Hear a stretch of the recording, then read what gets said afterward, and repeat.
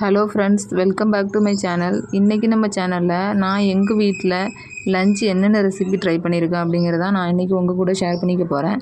அது மட்டும் இல்லாமல் கிச்சன் க்ளீனிங் டிப்ஸ் 2 வீடியோட எண்டில் கொடுத்துருக்கேன். ஸோ அதனால் வீடியோ யாரும் ஸ்கிப் பண்ணாமல் பாருங்கள்.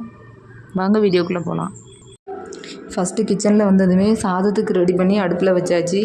சாதம் வெந்து வர்றதுக்குள்ளே பார்த்திங்கன்னா நம்ம குழம்புக்கு என்னெல்லாம் ரெடி பண்ணணுமோ ரெடி பண்ணி வச்சுக்கலாம்.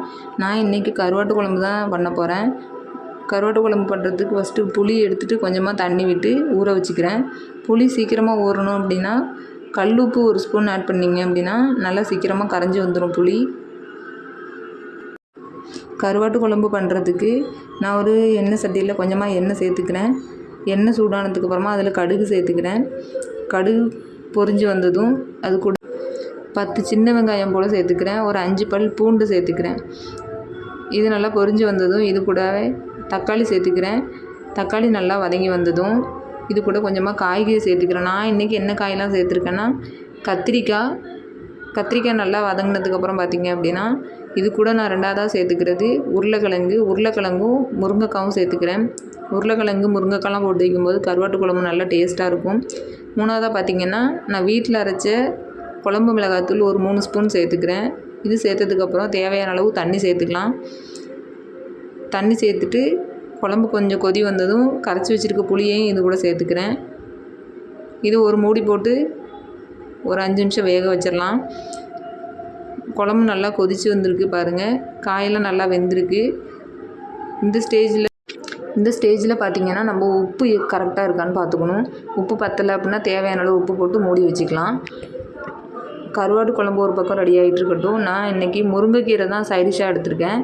முருங்கைக்கீரை செய்கிறதுக்கு ஒரு கடாயில் கொஞ்சமாக எண்ணெய் சேர்த்துட்டு அது கூட ஜீரகம் சேர்த்துருக்கேன். ஜீரகம் சேர்த்ததுக்கப்புறம் ஒரு 20 சின்ன வெங்காயம் போல் கட் பண்ணி அது கூட சேர்த்துக்கிறேன். வெங்காயத்தோட பச்சை மிளகாவும் ஒன்று நான் சேர்த்துருக்கேன். இது நல்லா வதங்கினதுக்கப்புறம் பார்த்திங்க அப்படின்னா வெங்காயம் நல்லா வதங்கிறதுக்காக நீங்கள் சால்ட்டு சேர்த்திங்கன்னா நல்லா வதங்கும். வெங்காயம் நல்லா கலர் மாதிரி வந்திருக்கு. இந்த ஸ்டேஜில் நான் ரெடி பண்ணி வச்சுருக்கேன் முருங்கைக்கீரையும் இது கூட சேர்த்துக்கிறேன். கீரையெல்லாம் நம்ம செய்யும்போது மூடி போட்டு வேக வைக்கக்கூடாது. பாருங்கள், கீரை கொஞ்சம் ஒரு ஸ்டேஜ் வெந்து வந்திருக்கு. இந்த டைமில் நம்ம கீரைக்கு தேவையான சால்ட்டு சேர்த்துக்கலாம். நான் கீரைக்கு எப்போதுமே கல் உப்பு தான் சேர்ப்பேன். ஏன்னா கல் உப்பு கரைஞ்சி வரக்கூடிய இந்த டைமில் கீரையும் நல்லா வெந்து வரும்.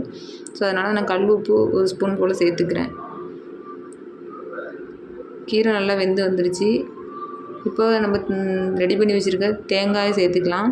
தேங்காய் நம்ம கீரைக்கு சேர்க்கும்போது நல்ல ஒரு ஃப்ளேவராகவும் நல்ல ஒரு டேஸ்ட்டாகவும் இருக்கும். ஸோ அதனால தான் நான் தேங்காய் எப்போதுமே கொஞ்சம் அதிகமாகவே தான் சேர்ப்பேன். நான் இன்றைக்கி கிச்சன் க்ளீனிங் டிப்ஸ் சொல்கிறேன்னு சொல்லியிருந்தேன் இல்லையா.